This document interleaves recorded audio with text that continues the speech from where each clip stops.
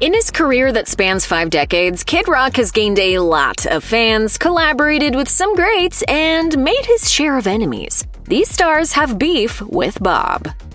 Kid Rock was the headliner of the Turning Point USA All-American Alternative Halftime Show during Super Bowl 60, and it didn't go great. In the official halftime show, Bad Bunny was joined by Lady Gaga and Ricky Martin. Kid Rock's fellow performers included Gabby Barrett, Lee Brice, and Brantley Gilbert, names that sound like they came out of a country music singer named Generator.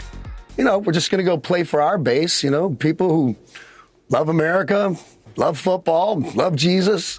At its peak of live viewership on YouTube, the TPUSA halftime show had just over 6 million people watching, which sounds like a lot until you consider that more than 128 million watched Bad Bunny's halftime show. Kid Rock's show was also plagued by technical issues. His performance of his hit Bawidaba was so badly synced, or lip-synced, that his voice could be heard while his microphone was nowhere near his mouth. Social media users mercilessly made fun of the performance, which also included a new song Rock performed under his real name, Robert Ritchie. Two far more famous country singers than the TPUSA undercard were among the commenters. Singer Zach Bryan offered his 2 cents on Instagram, writing, "I don't care what side you're on, a bunch of adults throwing temper tantrums and their own halftime show is embarrassing as hell and the most cringe on the planet." Kacey Musgraves was a little less direct in her critique. After Bad Bunny's performance, she wrote on X, "Well, that made me feel more proudly American than anything Kid Rock has ever done."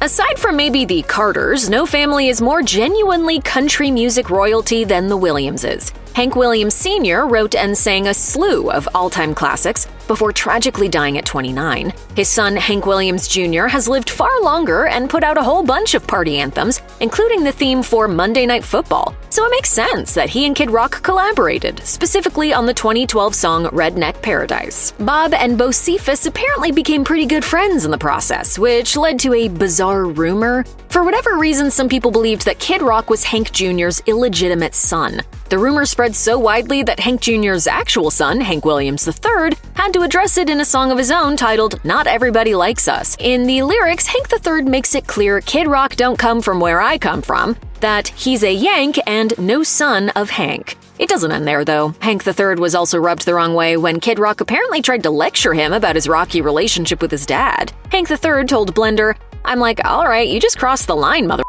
And I don't know how many times I have to say it. No, he's not my brother. He's a damn Yankee from up in Detroit, and his dad runs Cadillac dealerships."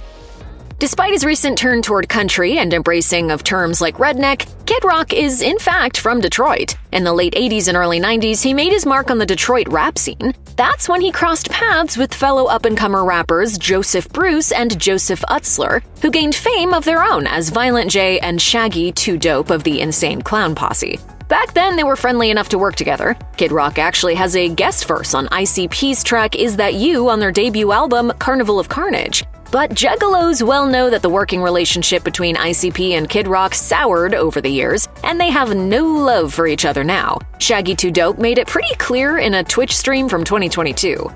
I don't like Kid Rock, you know what I'm saying? I think he's a racist piece of shit. That's me personally. If you don't, personally, I can't stand him. Violent J got even more specific on the podcast Drink Champs, explaining just what Kid Rock said that made he and Shaggy label him as a bigot. Jay said Kid Rock told them while his black girlfriend was in the room, "Don't ever trust anybody black in this business. I don't fuck what anybody says." Taylor Swift has mostly kept out of politics, but she has endorsed some Democratic politicians over the years. In 2019, Kid Rock took umbrage with Swift's political statements, writing on what was then Twitter, "Taylor Swift wants to be a Democrat because she wants to be in movies, period. And it looks like she will suck the doorknob off Holly Weird to get there. Oldest move in the book. Good luck, girl." Swifties quickly went on the offensive to attack Kid Rock on social media. A comedian and actor also came to the singer's aid, Patton Oswalt. Yes, the voice of Remy from Ratatouille himself. What is he doing? No! No! No, this is terrible! As usual, Oswalt couched his venom in satire, reminding everyone that Kid Rock grew up wealthy and privileged despite his trailer park facade. Oswalt replied, "Amen, Bob. She should be a real American like you, growing up on a 6-acre estate complete with tennis court and horse paddock, and then bravely adopting a faux redneck kicker cosplay persona." Kid Rock has had an interesting relationship with Comedy Central's long-running hit South Park. Back in 1999, he actually collaborated with series creators Trey Parker and Matt Stone for a song that appeared on the soundtrack album for the movie South Park Bigger, Longer, and Uncut. More than 20 years later, Parker and Stone mocked Kid Rock's loyalty to Donald Trump's MAGA movement, and their depiction of him was scathing. A 2025 episode of South Park featured a scene in which various Fox News hosts celebrate the revelation that President Donald Trump has been getting romantic with Satan, popping champagne in their revelry. A Fox News anchor checks in for a reaction from Kid Rock, who's also overcome with joy. I just honestly didn't think the president was fucking Satan, but now knowing that he has been this whole time, I'm just so happy. A particular lyric from one of Kid Rock's songs from 2001 was never great, but in 2026 it looks extra bad. The singer's song Cool Daddy Cool is on the soundtrack to the animated movie Osmosis Jones, and includes the line, "Young ladies, I like 'em underage." Rock also sings, "Some say that's statutory, but I say it's mandatory." Not great, Bob. After Turning Point USA announced that Kid Rock would headline its All-American halftime show, those lyrics resurfaced and were widely shared online. On an episode of The View, host Sunny Hostin had some choice words to say about the optics of conservatives, so upset that the Puerto Rican Bad Bunny would appear at the Super Bowl that they countered with a guy who had glorified abusing underage girls. So if that's more American, wow, go for it. Hostin noted that Puerto Rico is a U.S. territory, and as such, Puerto Ricans are American citizens. She argued that criticism of Bad Bunny as being somehow un-American was not right. It's just racism, pure and simple. Beyoncé is another huge star who hasn't necessarily spoken directly regarding how she feels about Kid Rock, but plenty of people have on her behalf. In February 2015, Kid Rock kicked off some drama when he told Rolling Stone that she didn't have an iconic hit. He said, "Beyoncé to me doesn't have a Purple Rain, but she's the biggest thing on earth. How can you be that big without at least one Sweet Home Alabama or Old Time Rock and Roll?" He didn't stop there either. Kid Rock also went after her looks, adding, "People are like, Beyoncé's hot. I'm like, cool, I like skinny white chicks with big doesn't really do much for me." Of course, the Beyhive activated. Not only did some fans overload Kid Rock with the bee emoji, but they also sent him strongly worded messages on social media. One wrote, "It never fails. Every time these has-beens are out here flopping, they take cheap shots at the throne." Kid Rock didn't take the hate line down, later sharing a photo of Raid insect repellent on Instagram. While we can't definitively say that Beyoncé isn't a fan of Kid Rock, we can't imagine she was thrilled that he took a shot at her devoted fans. Dolly Parton may have some feelings about Kid Rock, but she has chosen to keep those to herself. Her sister, Stella Parton, however, has been far more outspoken. Stella is a celebrated singer and songwriter in her own right and tends to lean left in her political views. She didn't like it much then when, in May 2025, Kid Rock appeared on Jesse Waters' Fox News show to criticize the audience at Bruce Springsteen's shows. Who's gonna sleep with these ugly-ass, broke, crazy, deranged, TDS liberal women? When contacted by Newsweek about what he said, Kid Rock doubled down, saying, "Thank you for allowing me to clarify my statement. I meant to say super-duper ugly liberal women." Stella Parton had something to say about that. She fired back on X. "Seems that little weasel Kid Rock will have to go himself. No way he is gonna get laid the way he disrespects women." In case anyone misconstrued her message, Stella spelled it out even further in another post, writing, "Liberal women don't sleep with stinky, nasty, dirty, poor hygienic man babies who whine and disrespect them. They marry and sleep with real men."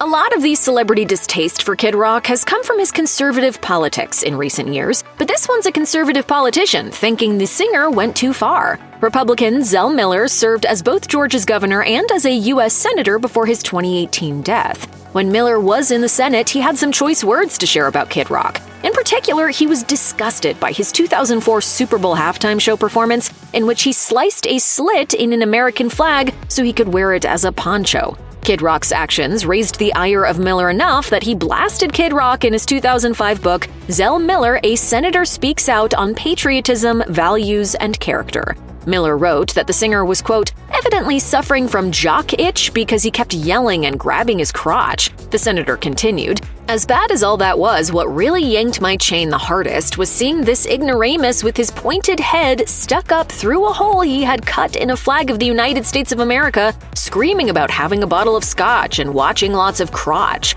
pointing out that this was the same flag draped over the coffins of military personnel who'd given their lives for their country. Miller said of Kid Rock, "He should be tarred and feathered and ridden out of this country on a rail. You talk about a good reality show, that would be one." When you pit a liberal TV star against a conservative country music singer, there's bound to be fireworks. After Kid Rock called The View's Joy Behar the B-word during an appearance on Fox and Friends in 2018, the two found themselves embroiled in a nasty feud. Love everybody except, I'd say, screw that Joy Behar. Once Behar heard the news, she delivered an epic clapback on her show. All I can say is this and these will be happy to have you on the show and have a beer. Let me tell you this, though. Of course, this beef didn't appear out of thin air. It all started when Behar ripped a picture of Kid Rock posing alongside Sarah Palin and Ted Nugent at the White House and said via Esquire, "Is this the saddest day in the history of the White House since the British burned it to the ground in 1814? Kid Rock claimed the remark inspired his biting slam, writing on Facebook, "Mess with the bull, you get the horns. End of story." No matter how you slice it, this is 100% American badass. Kid Rock pulled an arguably odd move when he launched his own line of barbecues called the American Badass Grill, a venture he marketed by shooting foreign-made barbecues with a gun. In your face, China! Naturally, comedian Stephen Colbert had a field day with Rock's obsession with blowing up appliances. That's right, Kid Rock hates Chinese grills so much. He bought hundreds of them just to blow them up. The host then took Rock's low-budget special effects to task, joking, "So I guess the grills and the special effects come from China." But that wasn't the first time Colbert ripped Kid Rock. After the rocker knocked the New York Times on Howard Stern in 2017, I do believe that papers like the New York Times are a miracle. The reporting... It's a little bit gay. Colbert shot back. I'm not sure exactly what Kid Rock thinks is gay about the New York Times, but I'm going to guess it's the reading part. One of the funniest burns against Rock comes courtesy of Tommy Lee, aka the first ex-husband of Pamela Anderson. The musician's beef makes sense when you consider Rock also married Anderson for 4 months in 2006. Lee and Rock got into a physical altercation at the MTV VMAs in 2007. Lee claimed on his website that it all started when, instead of sharing a hello hug, Rock allegedly punched him in the face. Lee wrapped up his message with an apology to the venue and host, writing, "I would like to apologize for the disrespectful bull caused by a piece of called Kid Pebble." Kid Pebble. But something tells us Kid Rock isn't planning on a name change anytime soon. He told People magazine of the fight, "This was unavoidable. I had to do what I had to do because this was a long time coming." So I told him, very, very honestly and very clearly. I said, I won. Steven Tyler comes across as a pretty chill guy, except where it concerns his reputation in the music industry. Just ask Rock, who got slammed by the rocker in 2010 over a dispute about American Idol. I'm here to tell you that I am moist. Kid Rock criticized Tyler for signing on as an Idol judge in 2010, telling Entertainment Weekly, "I think it's the stupidest thing he's ever done in his life. He's a sacred American institution of rock and roll, and he just threw it all out the window." So what was Tyler's response to the shade? He told the outlet, "He's just jealous, and he's working his new record, so God bless him." I was a little upset with that, actually. I just saw him recently, and I was like, that's as good as you could do. Kid Rock's divorce from Pamela Anderson was anything but amicable. I was bored. I felt like it was just time to move on. And the bad blood resurfaced in Anderson's 2018 interview with The Hollywood Reporter when she questioned her ex-husband's Republican persona, saying, "When he was with me, he didn't hunt. I don't think he was very Republican, but now he is. Oh well." Anderson revealed she hadn't so much as spoken to Rock since their divorce was finalized in 2007. But we're not surprised Anderson isn't exactly Team Kid Rock. After all, he did once insinuate to Rolling Stone that Anderson faked a miscarriage because he didn't come see her on a movie set in Canada. To the accusation, Anderson responded, "I hope he's happy in life. If he has nothing nice to say about me, then please tell him to stop talking about me."